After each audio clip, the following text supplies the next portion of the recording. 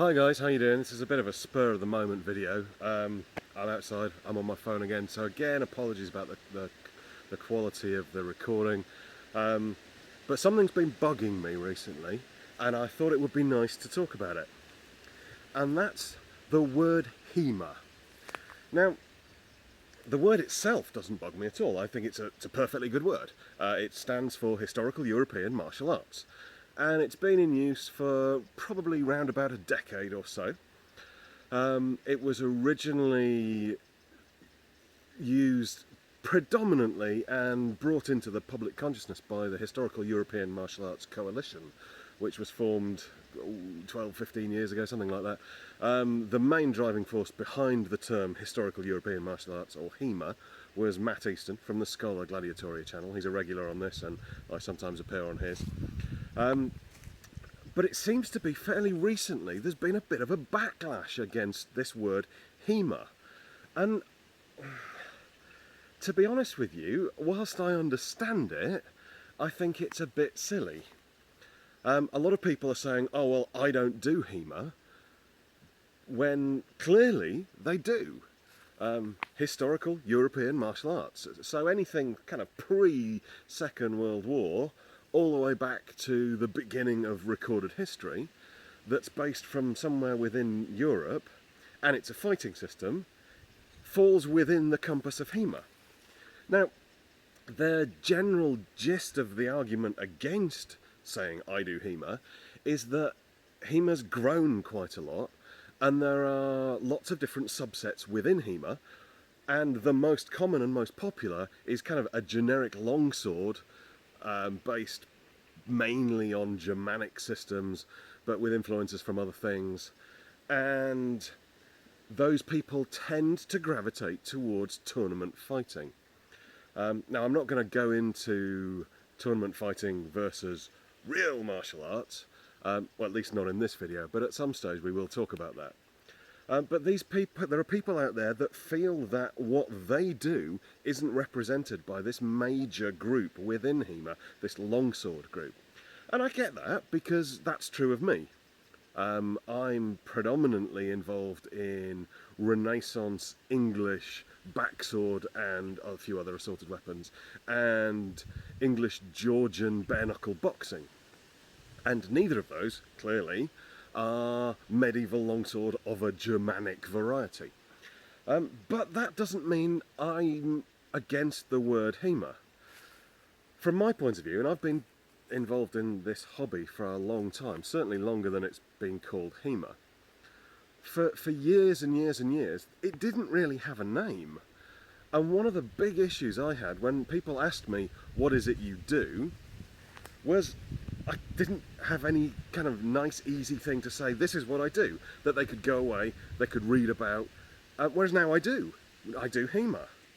I used to have to say, I do Renaissance English backsword, it's Elizabethan, it's based off of, and I'd go on and on and on, and you could see their eyes glaze over, and maybe that's my fault, but when people say, oh, what martial art do you do? I say, I do HEMA. They go, oh, what's that? I say, it's Historical European Martial Arts. They go, oh, that's really interesting. And so on. And I've not turned them off it, but I've not hooked them. But the word allows me to do that. HEMA allows me to do that. Now, I can see that some people don't want to be part of that crowd, that tournament crowd, that longsword crowd, and that's okay. You don't have to be part of that crowd, because you're not doing longsword. You're not doing generic tournament fighting. You're not turning up at an event and entering every tournament you can, regardless of the weapon, regardless of whether it's a weapon that you specifically train in, and that's okay. You don't have to do that. And people that want to do that, that's fine too. But to suggest that because you don't want to do what they're doing, you're not doing a historical European martial art, seems to me, I don't know, a little bit silly. It's a bit like me saying there's a bit of an issue in Western culture with the way that men portray and objectify women. Therefore, I'm not a man. And clearly that's just bollocks.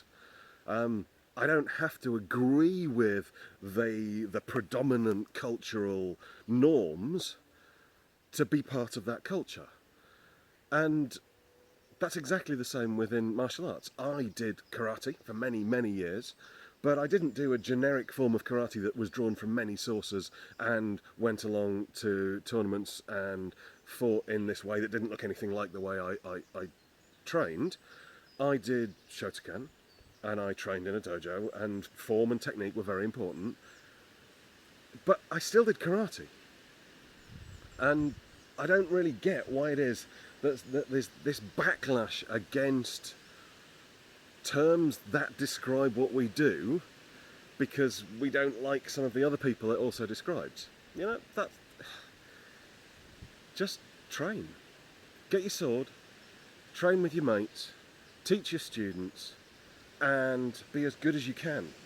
And if what you're doing is the most popular, then that's what the norm will be. And if it isn't, it doesn't matter.